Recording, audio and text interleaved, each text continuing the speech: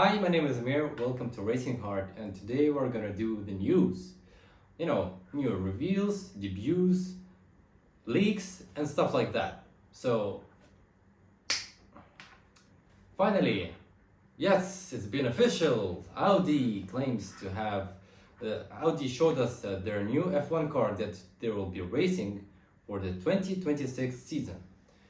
There were a lot of rumors and a lot of gossips on the way, and Audi decided to make it official that finally, yeah guys, we're gonna build an F1 car that we're gonna be racing for 2026 season, which is the season where they changes the platform for the F1 cars. And I'm pretty sure it will be with the help of Porsche, because of course it does.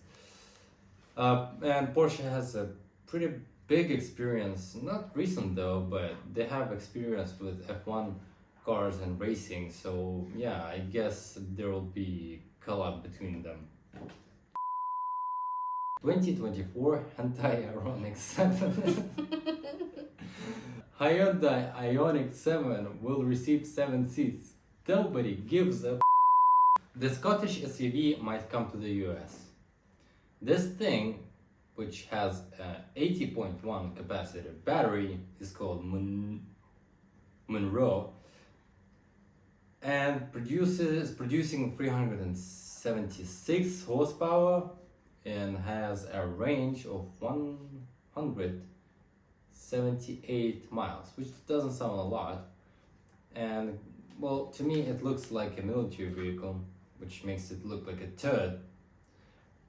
Might come to the US, at least this is what the manufacturer is hoping for, but I'm pretty sure it wouldn't come to the US, or if it does, it wouldn't be a sales hit. In 1985, Ford Escort RS Turbo S1 was sold for £722,500. I was really surprised when I saw the news that this Ford Escort was sold for that much money. I mean, yeah, cars are going like crazy right now, but this is too much. And then I I realized that it used to belong to Princess Diana. Yeah, she drove 12,000 miles on the odometer, and then when she passed away, the royal family decided to sell it, and it went to a bunch of people. It exchanged owners, and then somebody decided to put the car in his private collection, and now it's sold for that much money, which I guess, well, it's a lot, but it's a piece of history which will be, I hope, presented to the future generations. A hot new EV by Infiniti aims to challenge the Polestar 2 and Tesla Model 3. Infiniti is halfway dead and is trying to resurrect themselves by challenging things like Tesla and manufacturers like Polestar with their new hot EV, which will be presented to us at the year of 2025. There's not a lot of information about the specs. All we know that it will cost around $50,000, which I guess sounds within the neighborhood of Tesla Model 3 and Polestar 2. And actually, do you care about Infiniti? To me, Infiniti died long ago. Type down in the section below what do you think of the Infiniti, if they're any good. Are you familiar with the current lineup? How do you like their cars and stuff like that? So yeah, hit the comment section down below. A new Porsche Cayenne. Porsche showed us the pictures of a new Porsche Cayenne, which looks like a facelift to me, and it's kind of in the neighborhood of Porsche, not making too much changes, nothing dramatic and nothing to show offy. And actually I like the way it looks, and I think nowadays every single Porsche enthusiast thinks that it's a must to hate on the Porsche Cayenne, even though this car is a money locomotive for the company. I mean, if it wasn't for the Cayenne, it wouldn't be a company which it is right now. What I find to be actually kind of cool at the same time is that Porsche made the luxury SUV mainstream for all the other manufacturers. I mean, yeah, Mercedes was first with their ML W163, I think it was called, yeah. And then BMW came along with the X5 E50, which was a good move by the BMW. And then Porsche came along, and since then we saw the Audi Q7, then we saw the Lamborghini Urus, Bentley Bentayga, I mean Maserati. I mean, everybody has an SUV in the lineup for now, right now. Even Rolls-Royce does, which I thought would be the last company to make an SUV version of their cars. So as far as I'm concerned, Porsche Cayenne is a pretty badass SUV, and I like actually old generation except for the first one, pre-facelifted one. Nissan is not in the best shape currently right now, and they decided to pull the plug on the Rogue Sport, or Qashqai, how it is called everywhere else. Decided to pull the plug on the Qashqai because of the decline in sales, and instead of the Rogue Sport, there will be more focusing on the kicks, which in my opinion is the best small SUV currently for sale in the world. It's good looking, it's well equipped, it's better designed than for example, the Honda EC-HR.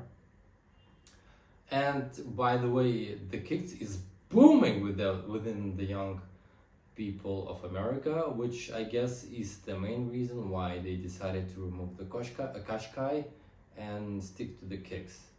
Well, we will see what happens with that. California will completely ban the sales of gasoline cars by the year of 2035. And it's not just the California, here's a bunch of other states that will be doing the same. And actually I think it's really stupid because, well, there are no mentioning of increasing of electricity grids in those states.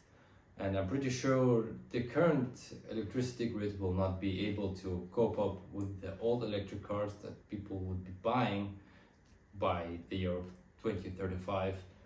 And here's the funny thing, imagine you being up late for your work because your car didn't charge up during the blackout. That would be just stupid. But we're not the ones for making those decisions. And I'm not going to mention the fact that the electric cars are no good for the environment. That's a different discussion entirely. McLaren recently signed the Australian racer Oscar Piastri and will be racing, and he will be racing for 2023 season with Lando Norris, and Daniel Ricciardo was signed to the Alpine F1 Aston Martin F1 team. That's the name. I guess it's a win-win for everybody. I mean, Ricciardo got a different team and a new guy was signed. Tesla published the pictures of their semi-truck, which according to some insiders is a pretty much good look of their production car that will take place in some near future. What we see in the pictures are more mainstream take of the Tesla. I mean, the car has traditional rear view mirrors. It has an open wheel arches at the back. The back wheels are open now, not as it used to be before. And the interior of the semi-truck is a center seat with two screens at the sides, which show you the dashboard information. There will be two versions, one with the range of 483 kilometers, and the other will have a range of 805 kilometers, which is, I wonder, is it with the payload or without the payload?